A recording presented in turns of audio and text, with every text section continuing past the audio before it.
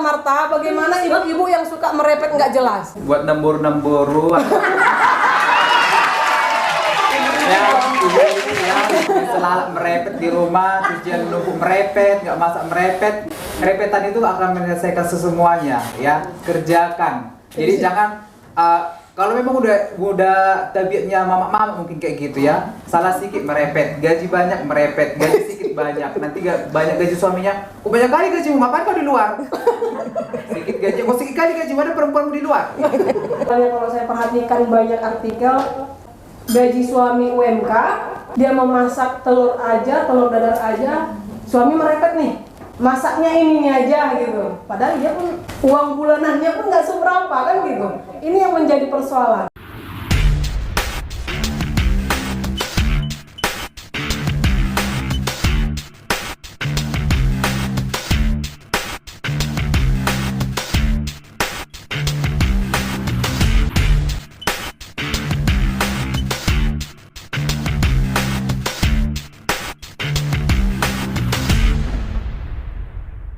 Assalamualaikum warahmatullahi wabarakatuh. Waalaikumsalam buat kita semuanya. Selamat pagi. Pagi. Siang. Nah ini harus pagi. Semangat pagi ya kalau kita. Jadi ini acara talk show ini bagaimana kita menyikapi situasi sekarang kenaikan BBM ya. Kenapa saya ajak ibu-ibu, kalau orang pusat katakan the power of emak-emak. Nah, sebenarnya kunci keberhasilan dalam satu rumah tangga itu ada di peran ibu-ibu. Setuju ya? Setuju. Karena sudah setuju, tidak ada pembantahan dari suami-suami, maka kita lanjut. Mengingat pertanggal 3 September, Menteri SDM Bapak Arifin sudah mengumumkan kenaikan BBM itu, bahkan ada juga Pak Presiden. Pertalite itu dari 7.650 sampai ke harga 10.000, solar dari 5.000-an sampai 6.800, Pertamax dari 12.500 menjadi 14.500. Ya, kenapa ini begitu drastisnya? Sementara banyak seperti kita lihat sebelumnya, kenaikan UMK kita nggak pernah setinggi itu gitu. Persoalan saat ini kita tidak, kenapa sih harus naik berapa persen begitu? Enggak. Ada nanti tupoksi yang ke sana. Untuk saat ini kita membahas bagaimana sih emak-emak ini, bagaimana sih perempuan ini menyikapi kenaikan harga BBM tersebut. Bagaimana dampaknya di dapur? Apakah kalau misalnya saya perhatikan banyak artikel, gaji suami UMK, dia memasak telur dadar aja, suami merepet nih. Masaknya ini aja gitu. Padahal dia pun uang bulanannya pun nggak seberapa kan gitu. Ini yang menjadi persoalan. Nah, perkata hadir untuk uang yang itu aja, gimana nih caranya gitu supaya itu bisa cukup 1 bulan. Kira-kira begitu topik kita saat ini. Atau saya perkenalkan aja nih, Iya, cepat. boleh.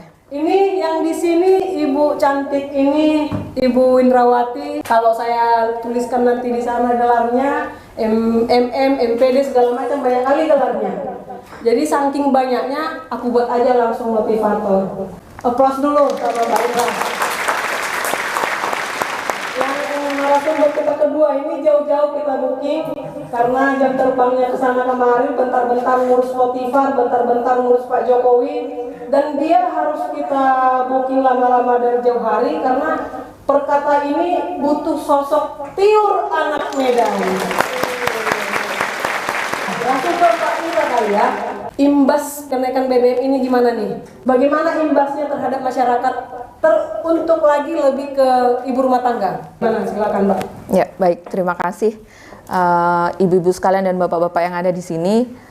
Saya sebenarnya ada di sini tidak ada hal untuk bagaimana memihak kepada pemerintah atas kenaikan BBM ataupun kita tidak ada pro kontra ya di sini. Jadi sebenarnya kalau saya berhubungan dengan background saya sebagai motivator, katakanlah saya sebagai motivator, jadi di sini yang kita fokuskan, saya mohon kepada ibu-ibu sekalian yang sekarang terdampak dengan BBM yang naik, yang memang betul-betul sangat-sangat kita rasakan, apalagi untuk para ibu-ibu rumah tangga tentunya yang memang tidak berpenghasilan. Nah, itu sangat-sangat riskan. Tetapi saya sebagai motivator berpesan, Mbak ya, berpesan bahwa jangan terlalu fokus dengan kenaikannya. Jangan terlalu fokus dengan masalahnya. Semua kita pasti punya masalah, kita semua punya problem, tapi bagaimana kita fokus terhadap solusi. Jadi apa solusi setelah ini? Karena kalau kita terus-terusan larut dalam memikirkan bagaimana masalah itu, bagaimana dengan kenaikan BBM, bagaimana dengan harga pokok yang makin melambung, bagaimana dengan transportasi yang semakin kita mau ke Jakarta saja sekarang sudah tiket pesawat sudah, kalau saya orang Jawa bilang ugal-ugalan ya. Nah, kita tidak terlalu fokus ke situ, tapi mari kita bersama-sama, kita ada di sini, kita duduk di sini, kita sebagai tim dari Perkata, bagaimana kita mengatasinya, solusinya apa? Mungkin itu, Mbak. Oke, ini singkat. Memang kalau dosen begitu, penyampaiannya singkat, padat, jelas. Jangan fokus kepada kenaikannya, ya Mbak ya. Iya, betul. Jadi sebelum dipertanyakan, aku udah kayak mata-mata pertanyaan. Sebelum dipertanyaan nih, saya mau Kak Tiur dulu nih, karena mereka ini menanti pembicaraan dari Mbak Tiur ini. Kenapa Mbak Tiur? Tapi sebelum ke pembahasan BBM nih, karena di sini posisinya sebenarnya bukan Tiur, Marta. Tahu ya, karakter Marta itu. Sebelum dia berubah lembut, aku mau Marta yang selalu barbar gitu. Coba dibarbar dulu Kak Marta, bagaimana ibu-ibu yang suka merepet nggak jelas. Silakan Kak Marta. Buat nembur-nemburu ya, ibu-ibu ya, yang selalu merepet di rumah, cucian numpuk merepet, nggak masak merepet. Repetan itu akan menyelesaikan semuanya ya, kerjakan. Jadi jangan kalau memang udah tabiatnya mama-mama mungkin kayak gitu ya, salah sedikit merepet, gaji banyak merepet, gaji sedikit banyak, nanti banyak gaji suaminya, banyak kali gajimu, ngapain kau di luar? Sedikit gaji, sedikit kali gaji, mana perempuanmu di luar? Jadi kalau ibu-ibu ya seperti bilang tadi, sikapi segala sesuatu dengan hati yang tenang. Jadi kalau istilahnya amata kalian lama pulang, agak minum dulu sedikit air dingin itu, biar dingin rohanya ya kan. Oke, keplas dulu sama Marta. Kak Marta gimana nih menyikapi ini? Kalau dari saya pribadi sih ya, dan melihat gambaran perempuan-perempuan lainnya, sebenarnya aku bukan perempuan. Tapi anggap aja lah aku perempuan ya. Perempuan Pluto. Nah jadi, tapi aku bukan alien ya ibu-ibu, masih manusia kok. Nah jadi kalau istilahnya dibilang menyikapi, seperti yang dibilang sama kakak ini tadi, ya dalam kehidupan ini sebenarnya kita harus belajar untuk menerima kenyataan, itu aja sih intinya. Karena seperti yang kita ketahui untuk jauh-jauh hari ini, semakin kesini, semakin bumi ini semakin tua, dan kita juga pasti semakin tua, banyak hal-hal yang mungkin kita protek, tidak terima.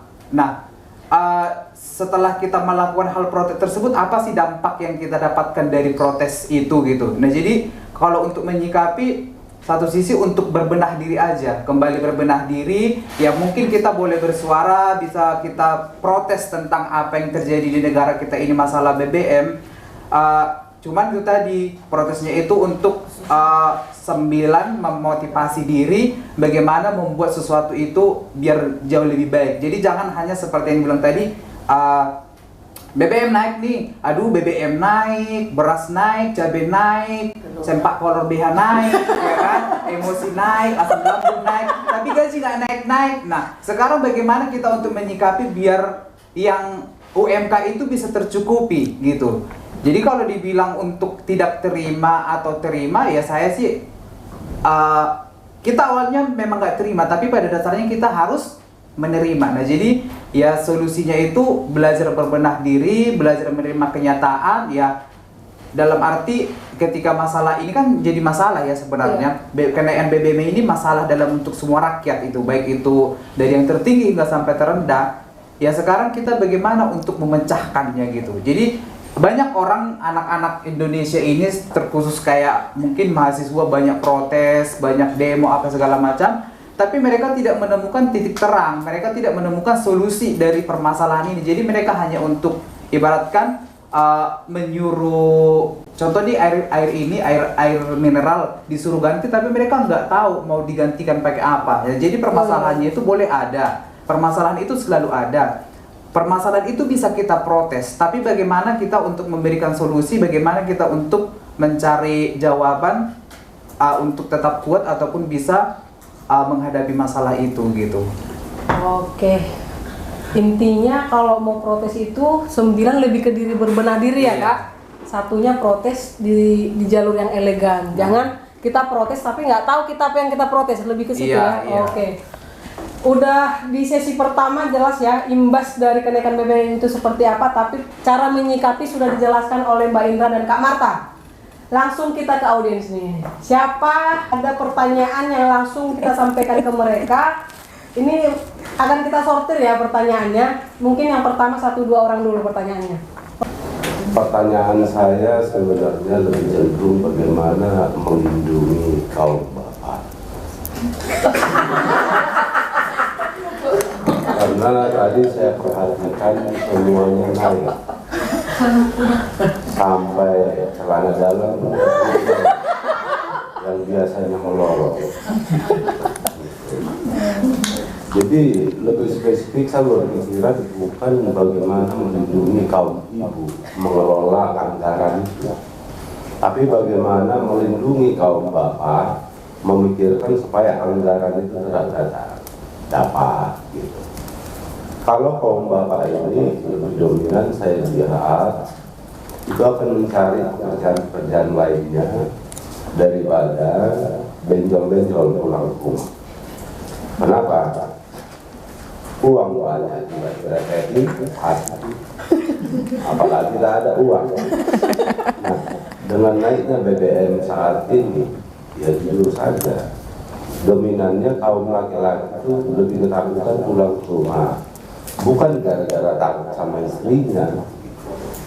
Nah, karena minyak di mobilnya dilihatnya itu udah res. Ini bagaimana nanti kalau saya ditanya istri tahu kemana saja? Padahal biasanya minyak res itu masih bisa diatasi dengan isi kantongnya. Kalau saat ini sudah nggak bisa. Jadi pertanyaannya tolong Bu, ya Bu motivator, bagaimana caranya melindungi kaum bapak? Itu saja. Terima kasih. Ini bapak-bapak tulis stop kayaknya. Tapi applause dulu sama Bapak Susanto Siregar. Oke, kita lanjut ya. Dari ibu-ibu yang mau bertanya silakan. Kalau dari saya sih, ya, menanggapi ini, karena kita temanya bagaimana tanggapan perempuan perkata akan naiknya harga BBM ini, kan gitu. Nah, kalau saya pribadi, ya, saya akan mengurangi langkah saya, sekalipun BBM naik. Tadinya saya isi minyak 200.000 misalnya, ya, itu bisa saya pakai 4-5 hari, ya. Tapi karena naiknya Pertalite ini, akhirnya saya pakai itu bisa 3-4 hari. Saya kurangi kegiatan saya. Mana yang terpenting itu jadinya yang saya kerjakan. Karena apa? Ya ini dia menyikapi ini. Berarti ini nggak ada pertanyaan ya? Ini lebih ke tanggapan ya? Iya, Oke. ditanggapi gitu. Oke. Langsung dulu ke Mbak Indra, silakan Mbak. Ya, baik. Terima kasih pertanyaan dan tanggapannya Ibu Riris, Ibu Pendeta ya Ibu. Ibu dosen, Ibu Pendeta, Nyonya dan Ramil. Waduh, luar biasa ini. Pasti banyak sekali kegiatannya ya Bu. Nah, saya juga setuju dengan Ibu tadi yang sudah mulai berpikir bagaimana solusinya. Jadi tidak hanya berpikir, fokus dengan permasalahan. Dan yang Ibu lakukan tadi, salah satunya adalah mengurangi kegiatan. Nah, itu sudah salah satu cara yang dipilih oleh Ibu untuk bagaimana sih mengatasi ini yang tadinya bensin tadi diisi berapa balok habis berapa hari gitu kan. Nah, sekarang harus diirit-irit walaupun dengan berkegiatan di rumah pastinya seseorang yang sering melakukan kegiatan di luar dan dia harus di rumah bahasa kasarnya mengurung diri nih sementara waktu karena karena dengan keadaan dan bila perlu memang ada urgent sekali dia harus keluar pakai motor. Nah, itu sudah salah satu cara gitu. Sementara ibu bukan ibu rumah tangga murni, tetapi ibu masih punya penghasilan gitu ya, punya penghasilan. Nah, itu tidak sepusing yang orang yang tidak berpenghasilan seperti itu ya Bu. Jadi pertanyaannya tadi bersambung dengan apakah saya prihatin. Saya sangat prihatin Bu, ketika saya dihubungi kemarin, saya langsung yang waduh, ini bagaimana gitu. Makanya saya tidak fokus dengan apakah ini kita pro atau tidak. Nah, pemerintah pastinya juga sudah punya jawaban tertentu menyangkut dengan kenaikan BBM. Jadi pemerintah juga tidak serta-merta seperti itu. Tetapi juga kita sebagai rakyat juga tidak bisa menerima begitu saja gitu.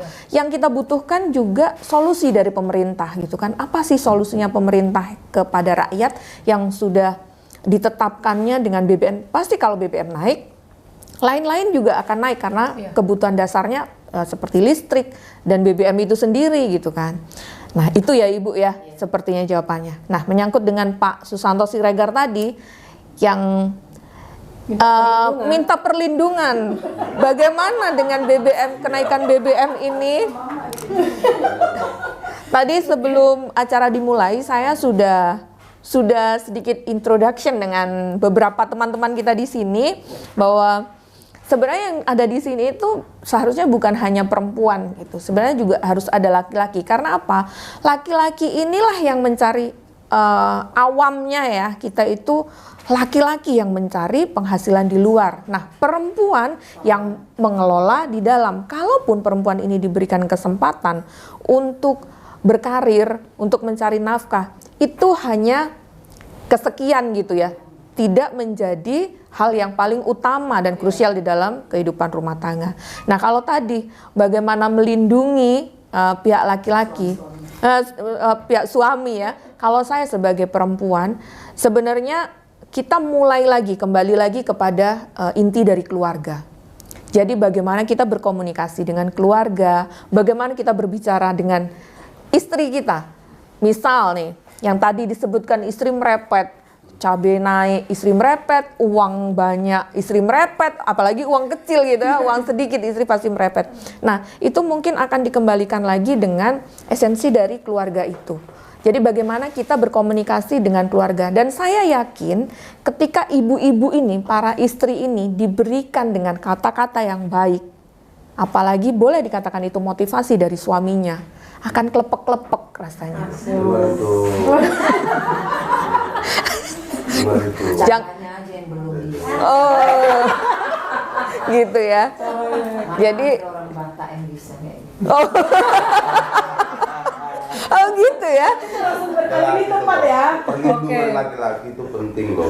Iya betul. Karena memang ini tidak boleh disalahkan juga. Baik dari suami itu tidak boleh disalahkan. Dan istri ketika yang tadi disebutkan goreng telur lagi. Nah, itu juga tidak bisa disalahkan juga karena memang itulah yang ada gitu. Jadi kalau kita social need di masyarakat itu memang tuntutan kebutuhan yang terjadi di masyarakat itu juga harus dipenuhi oleh keluarga itu. Terutama yang berpikir siapa Bu? Ibu-ibu kan. Bangun tidur pasti masak apa nih gitu. Yang ada dibuka di kulkas cuma telur. Nah, itu yang dimasak. Si suami gak boleh protes dong. Kenapa harus telur lagi telur? Nah, itu tadi yang saya bilang, kembali lagi kepada esensi keluarga itu sendiri. Jadi mungkin kita bisa lebih lagi mendekatkan diri kepada Tuhan, mungkin ke gereja bersama, mungkin back to basic. Jadi kita mulai lagi, kita mungkin nggak perlu pakai acara dinner yang di restoran. Mungkin kita di depan rumah pakai lilin. Nah, itu sudah mengembalikan harmonisasi dalam keluarga itu sendiri. Jadi saya rasa laki-laki tidak perlu perlindungan dari, apalagi ada LBH gitu mungkin ya. Para suami-suami itu tidak memerlukan perlindungan di LBH, tetapi mungkin istrinya lah yang memang yang harus melindungi gitu loh. Dan mereka saling melindungi. Mungkin itu saja dari saya.